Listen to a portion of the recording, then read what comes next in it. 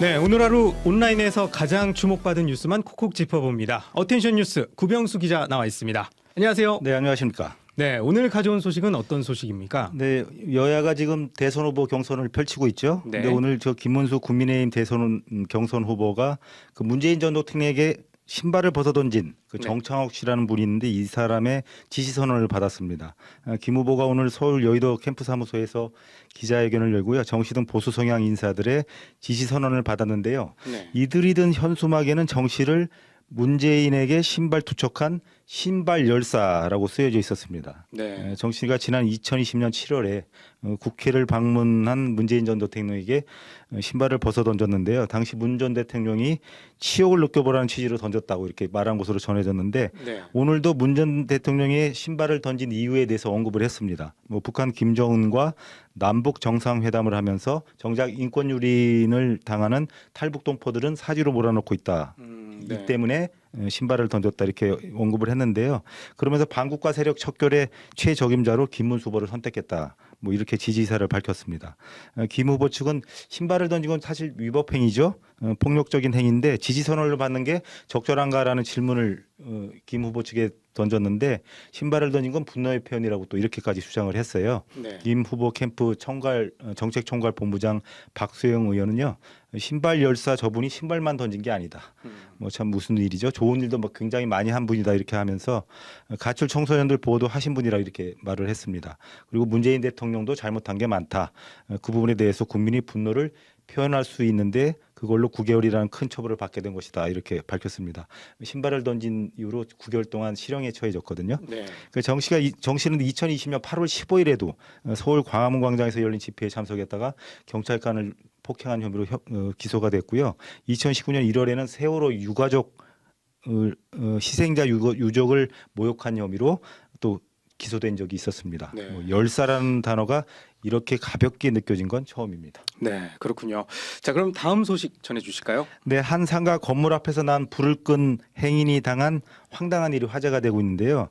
현직 소방관이자 작가로 활동 중인 백경 씨가 자신의 SNS에 그 최근 소방서에 걸려온 한 통의 전화 내용을 소개를 했습니다. 네. 그 행인 A 씨라는 분이 누군가 던진 그 담배꽁초 때문에 전봇대 앞에 쌓여 있는 쓰레기에 불이 나서 건물 1층 식당에 비치된 소화기로 급하게 불을 껐다고 해요. 네네. 그런데 건물 1층 식당 사장이 큰 화재로 번질 뻔한 사고를 막아준 A 씨에게 소화기 값을 물어내라고 한 겁니다. 네. A 씨는 식당 사장님이 소화기를 물어내라고 한다. 그래서 물어줘야 되는 거냐? 이 전화를 통해서 이렇게 얘기를 했다는 거예요. 네. 소화기는 어디서 사면 되냐고 이렇게 물었고요.